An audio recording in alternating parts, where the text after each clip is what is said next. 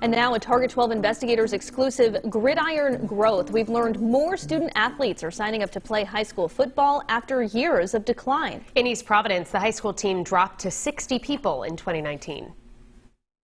I think a lot of the parents got a little bit afraid to let their kids play. This year, it spiked to 88 players, the most since at least 2014. Target 12 investigator Tolly Taylor joins us now from East Providence with his findings. Tolly?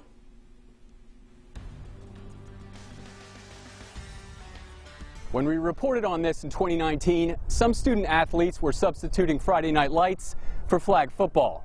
This year, high schoolers seem to be snapping on their helmets once again.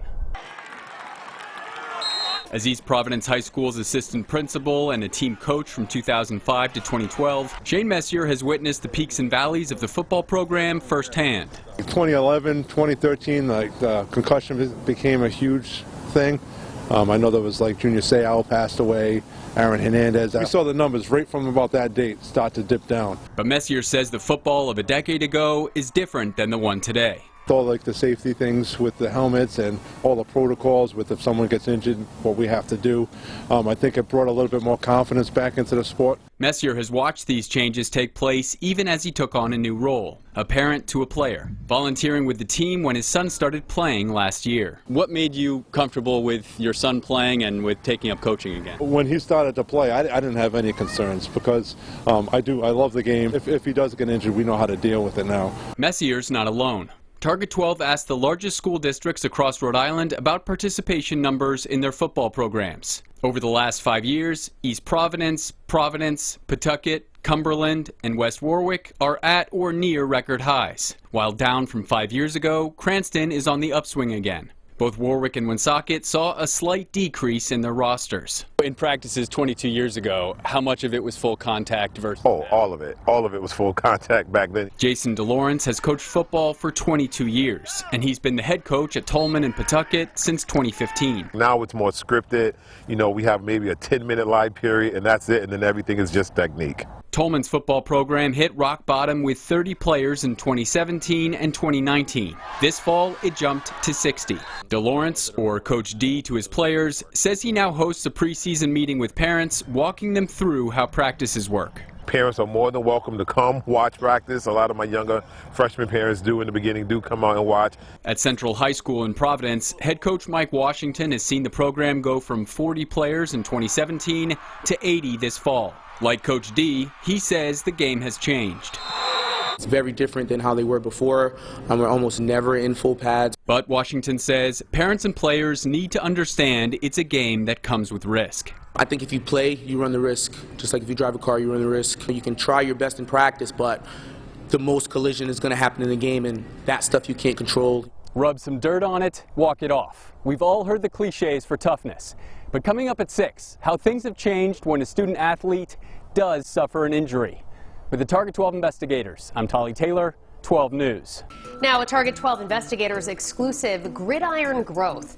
Football may be making a comeback at Rhode Island high schools. Data we've reviewed shows following years of decline, the number of student athletes playing the sport across the state is now increasing. Local coaches say one key, increased safety measures have made parents and players more comfortable. Target 12 investigator Tolly Taylor is in East Providence and joins us now with the details.